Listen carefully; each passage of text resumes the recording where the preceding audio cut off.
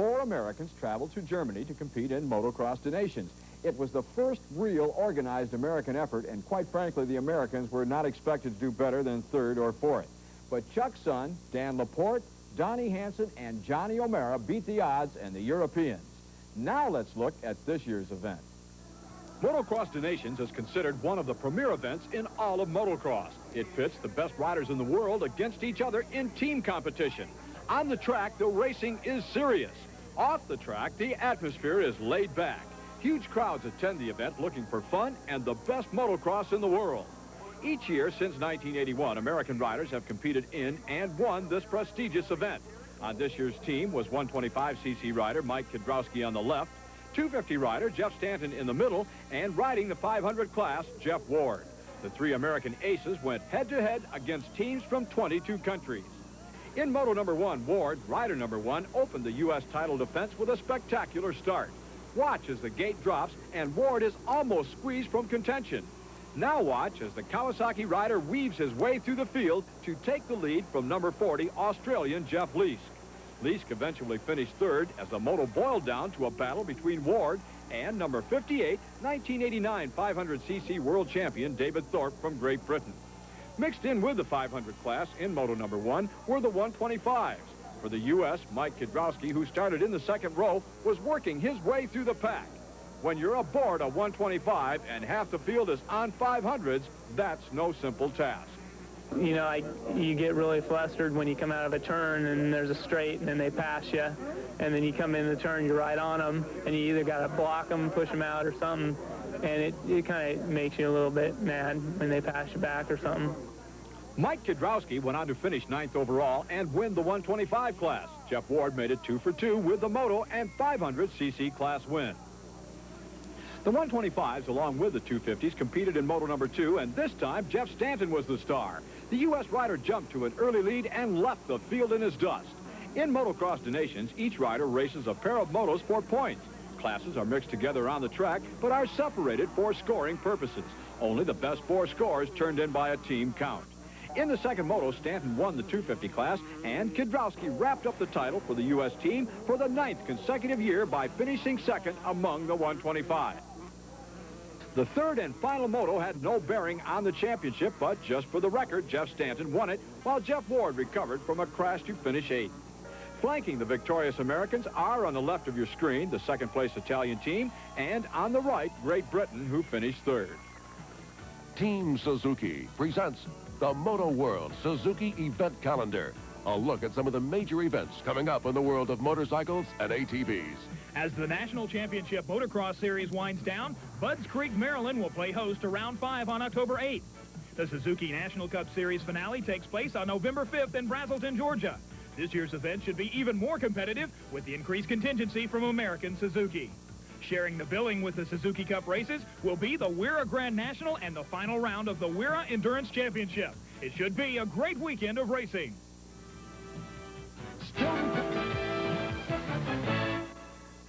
Welcome back to Moto World. Art Ekman has joined me on the set for Enduro competition. And Art, I understand that although the series is not over, that round 10 in Iowa decided the championship. That's right, Larry. With 2 rounds remaining in the series, Randy Hawkins has successfully defended his national title. The factory Suzuki rider took the overall win in Iowa, riding with an injured shoulder. Moto World cameras followed the South Carolina rider through the championship deciding event from start to finish. For a first-timer at an Enduro, the first thing you notice during the pre-race preparations are a lot of sleepy expressions. Enduro competition has an early morning call. Defending national champion Randy Hawkins has been answering those early morning calls since he was 16. On this day, however, the 23-year-old South Carolina rider had a painful burden to overcome in addition to the impending competition. A nagging rotator cuff injury resurfaced and hampered his race morning routine. An ice bag was wedged underneath his jersey in hopes of offering some relief. Right before race time, liniment was rubbed in the shoulder. A brace was fitted to restrict movement and offer support. Enduros are very similar to car rallies. You race the clock, your competitors, the terrain, and yourself. The early portions of the predetermined course consisted of grassy Iowa plains. Most riders sought out wide open spaces, while others decided to go through obstacles to gain time. Later in the Enduro, the course proved to be a little more challenging. Water holes turned quickly into deep creeks. And how about this devilish challenge thrown at the competitors by race organizers? Now that's a tight fit. After the first loop, Hawkins and company had a chance to rest while support personnel worked on the bikes. During the break, Hawkins applied some more ice as the shoulder was acting up. Nevertheless, Hawkins continued through the Enduro and finished in typical Hawkins fashion in first place. Riding in pain, Randy Hawkins was the overall winner on the day, and more importantly, clinched his second consecutive AMA National Enduro Championship. Today it was a good course, you know. It was wet, and then in dry in sections. We, you know, there's a little bit of everything, and the guys did a really good job, great job, because they had so much rain, they had to cut out some of the stuff, so they had to work extra hard Saturday to prepare for the race, but they did an excellent job, and the race was great. For his championship ride, Randy Hawkins is our Castrol Rider of the Week. The Team Suzuki rider will receive a custom jacket and plaque for being named Castrol Rider of the Week. From the Enduro Championship, let's check in on the AMA's Grand National Dirt Track Championship. Now, the last time I looked, reigning champion Scott Parker was well on his way to defending his crown. Is he still on track? Chris Larson fills us in. Heading into round 14 of the AMA Camel Pro Dirt Track National Championship Series, the Syracuse Mile, defending champ Scott Parker held a 23-point lead over Harley teammate Chris Carr. Parker had won all 7 of the mile dirt track events held this season and was favored to make it 8 here in New York. With the main event underway, though, the attention of the crowd was focused not on number 1, but on number 9, the winningest rider in the history of the sport, 3-time Grand National champ Jay Springsteen. Springer has not won a national since the Syracuse event back in 1985. But here he was, battling for the lead with Parker, number 1, Dan Ingram, 31, and Steve Moorhead, number 42. Unfortunately for Springer, in the midst of his strongest ride this season, and a few seconds after taking the lead, the red flag came out, halting the race.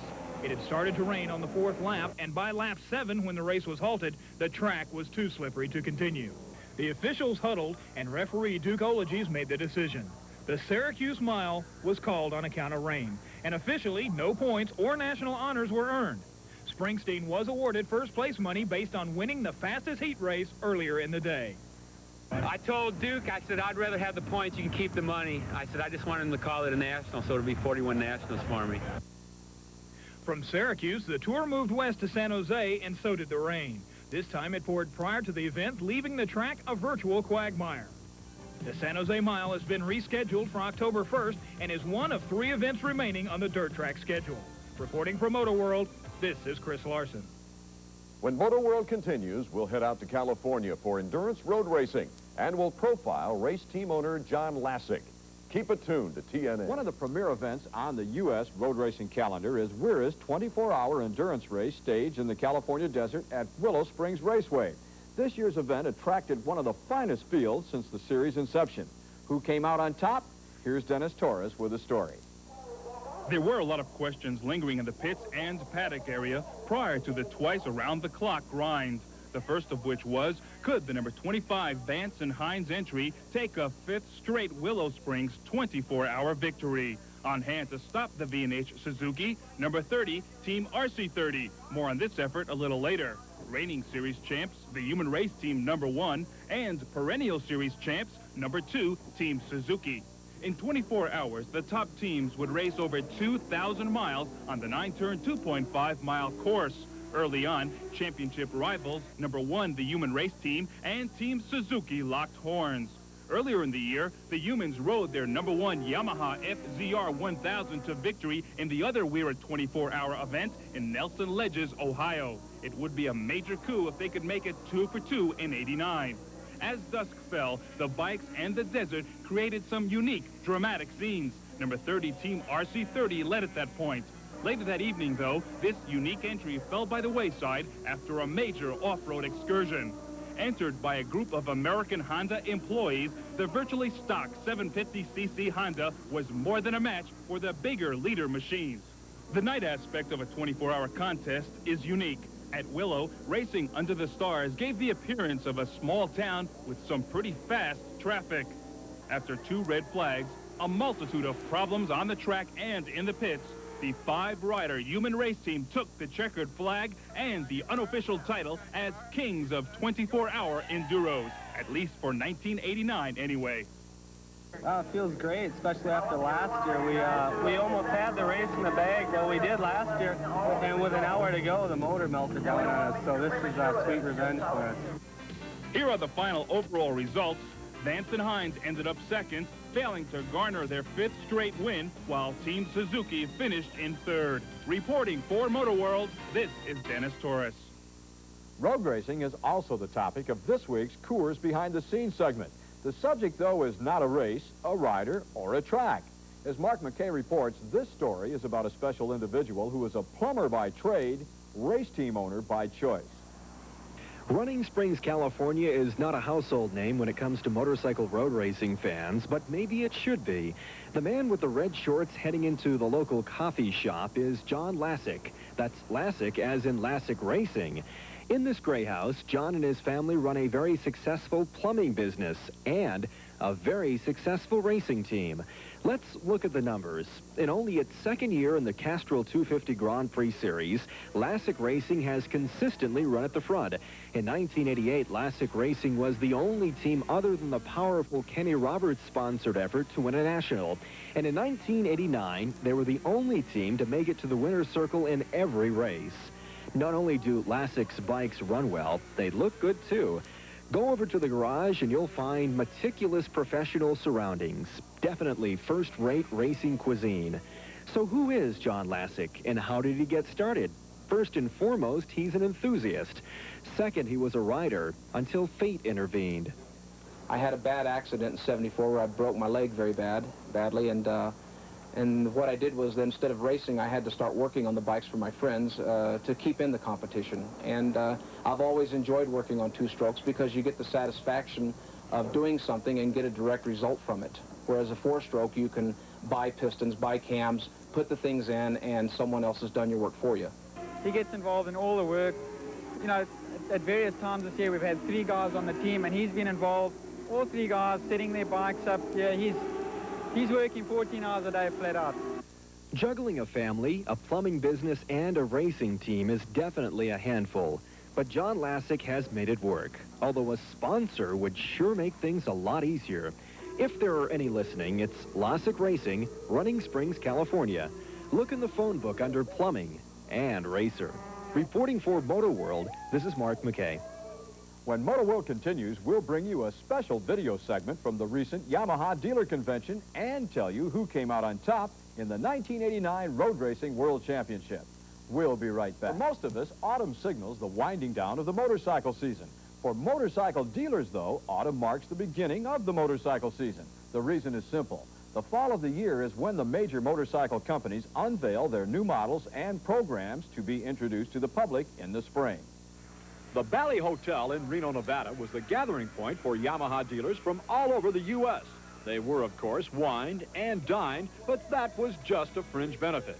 The meat of the meeting was the unveiling of Yamaha's product line and marketing strategies as motorcycling rolls into the 90s. The speech that Ben Watanabe gave today outlined his perception of what the motorcycle industry has been about the last 5 years, some of the problems, and some of the things that we have to attack. The main attack will be aimed at revitalizing the public's sagging interest in motorcycling. To do that, according to Ben Watanabe, Yamaha will return to the basics. Well, the final goal is a street, but to generate the enthusiasm among the young people, we started from the off-road in the late 60s, so that's why I'm going to start from the off-road again. One thing that I am impressed with is management's talking back to grassroots, and I am seeing signs of grassroots, which is the RT180 and the RT100, which is showing they're listening to the dealer network. To get their point across, Yamaha used lavish visual aids combined with product introductions.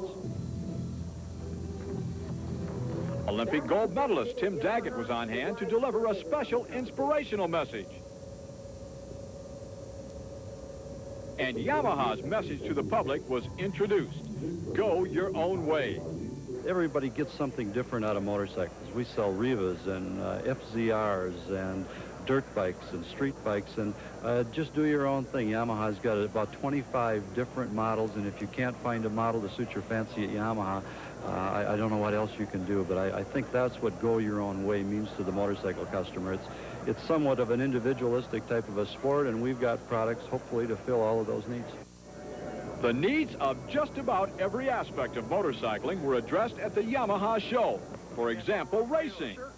It's going to be an important part in all the categories, whether it's off-road, motocross, road racing, even ATV racing. We're committed to standing behind the product, and one of the ways that we prove that product is on the racetracks of the world. Or how about ATVs?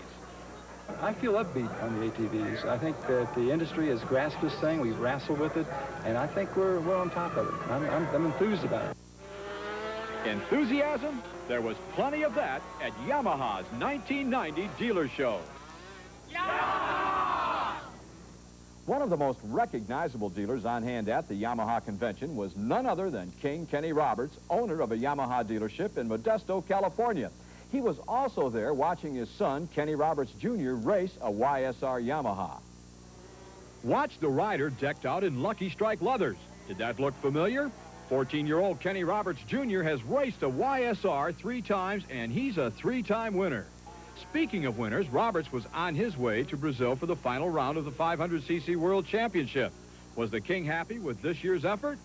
I think everything's going really well with the team. We've had a very successful year. We've had one hiccup, but for a second-year guy on the circuit like Wayne, who's still a rookie in my opinion, he's going to be awfully hard to beat in the years to come, and it's up to us now to make a better bike, better tires, and put Wayne just that much farther ahead than he is right now. I think he's done a great job. I think everybody's done a great job. The team's had big success this year. We've turned it around from last year, and next year looks good for us. Unfortunately for King Kenny and his #1 rider, Wayne Rainey, the GP season ended on a disappointing note. At the season finale in Brazil, Wayne Rainey finished behind Eddie Lawson, thus failing to stop Lawson from regaining his world crown. For Houston native Kevin Schwantz, the win in Brazil marked his 6th win of the season. Ironically, Lawson becomes the first rider to repeat as 500cc world champ since King Kenny's 3 successive titles in 1978, 79, and 80. Here's a look at the final standings. Lawson came on strong in the second half of the schedule after early season teething problems with his Honda. The rumor mill in Brazil has King Kenny switching from Lucky Strike to Marlboro colors for 1990, and it appears to be a foregone conclusion that he has signed John Kosinski for next year. It's still uncertain at this time whether King Kenny will have Kosinski racing 250s or 500s. We'll let you know. Our congratulations go to Eddie Lawson, and with that, we're out of time and out of here. Whatever you do between now and the next time we see you, be sure to keep your wheels on the ground and your feet on the pegs. For all of us here at Motoworld, I'm Larry Myers. We'll see you next week right here on TNN. Motoworld has been...